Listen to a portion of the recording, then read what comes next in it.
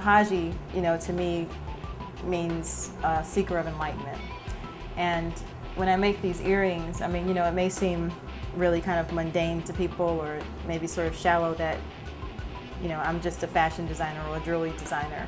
But while I'm making these, especially because there's so much time that goes into it, I spend a lot of time with each piece. Each feather is hand selected, hand trimmed, and then, placed. And it's not unusual to see jewelry that's made with feathers, but I think the way that I'm using the feathers is really unusual, and that this is not what you would expect. Like if I told you I make feather earrings, you'd probably imagine a little feather hanging from a hook and, oh, no big deal. But when you actually see these, I think that people can feel a difference. This isn't just like a regular, sort of piece of jewelry.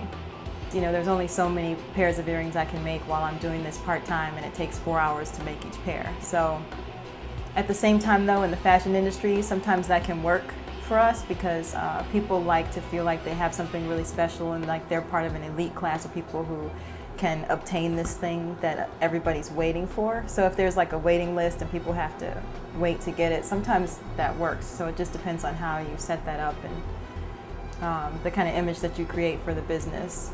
The Haji woman is a very specific woman. I know her when I see her, and not every woman that walks through or sees my table at a trunk show or something is going to be interested or even be able to pull off the look.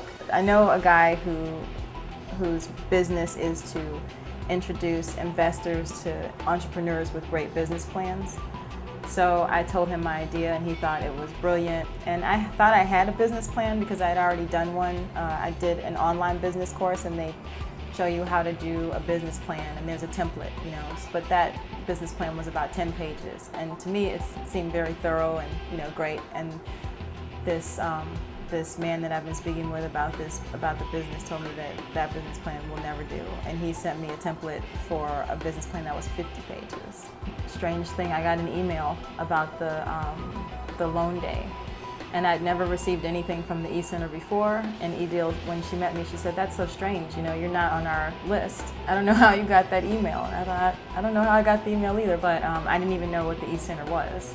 So, I called and registered and I came to check it out, and it was really helpful. It made the whole process, you guys, made the whole process really, easy to understand and a lot less intimidating than going to a bank, because really I was a little freaked out initially with applying for a loan, especially because it's not a loan that's Haji's, and I'm incorporated and it's separate from me, but it's essentially a personal loan. But I realized that it's an investment in myself, and it's like, how seriously am I going to take myself, and how much do I believe in my ability to really pull this off? And in the end, I do believe, and I think that's really important, so it's okay to take a risk like that and, to just go for it. So.